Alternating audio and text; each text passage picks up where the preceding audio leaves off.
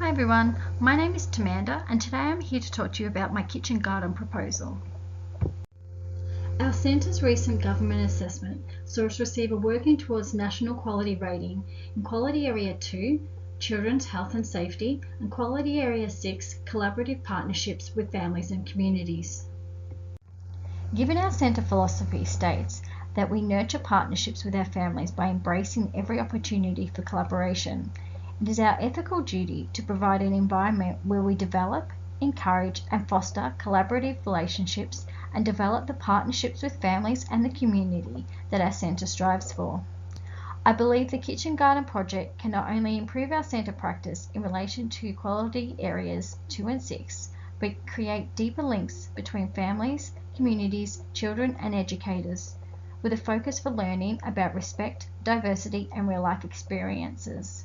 This is supported by Waganaki and others' 2012's belief that effectively working and collaborating with families, staff and community can establish and continually develop quality early childhood programs. Furthermore, the project could provide the opportunity to facilitate reciprocal ongoing visits between the centre and local aged care facility. This would build a strong connection within our local community, welcome the community into our centre while fostering learning through intergenerational relationships. Current socio-cultural theories, as well as early childhood frameworks such as the Early Years Learning Framework and the National Quality Framework, emphasise the importance of social and cultural factors in children's learning. Our role as educators is therefore critical in establishing relationships that enable children to construct and co-construct their understandings of the world. Whilst there are many specific benefits to this project, some of which you can see on the slide in front of you, projects such as this one allow educators to create respectful, collaborative partnerships between ourselves, children, families and community, building on the strengths of each other's knowledge and experiences. Providing children with the opportunity to be part of a collaborative partnership with other stakeholders also develops their intercultural understanding, which the Australian Curriculum version 8.3 2017 identifies as an essential part of living in the diverse 21st century world. Here is an example of the way the Kitchen Garden project can promote children's learning relative to the 5 EYLF learning outcomes. It should be noted that while this project practices the principle of intentional teaching, it also allows for children's learning and development through play, as children would have access to explore the garden at all times, allowing for interactions based on child interest. This would demonstrate our centre's core ethical principle that play is essential to children's learning, development and well-being. There are 4 key stakeholders within the project.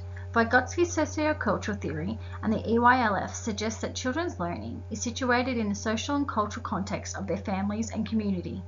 Therefore, the Kitchen Garden project is designed to nurture and support respectful and collaborative partnerships between all stakeholders. For example, all stakeholders would work together to maintain the garden or explore culture and diversity, experiencing culturally diverse harvested garden food.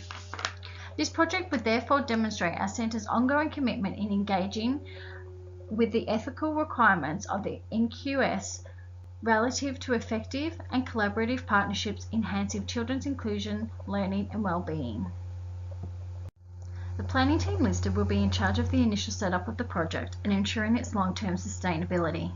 Project leaders would undertake a professional development course available through the Stephanie Alexander Kitchen Garden Foundation. While there's a cost of $400 per educator to participate in this course would be subsidised by using the funds raised in an annual Christmas raffle. Supporting the EYLF's belief that partnerships with families and communities are fundamental to achieving quality outcomes for children, stakeholders will be encouraged to communicate their diverse knowledge, experiences and abilities to help design, deliver and maintain this project. As educational leader, I will commit to maintaining the longevity of the project by regularly communicating the development, using Facebook updates, photographs within the centre hallways, monthly newsletters, both electronic and paper, and inviting the local newspaper to highlight our project within the community. This would help promote the centre within the community, enable the development of new and existing collaborative partnerships, whilst encouraging the continual involvement of all stakeholders. To evaluate the project, all educators will use observation, group discussions and open dialogue through both formal and informal channels of communication to enable an understanding of how the project is experienced by children and other key stakeholders. This type of reflective practice, as highlighted in the Early Childhood's 2006 Code of Ethics, is critical in maintaining effective collaborative partnerships. It also reflects our ethical duty to promote equity and a strong sense of belonging by making professional learning decisions based on specialised knowledge and diverse perspectives.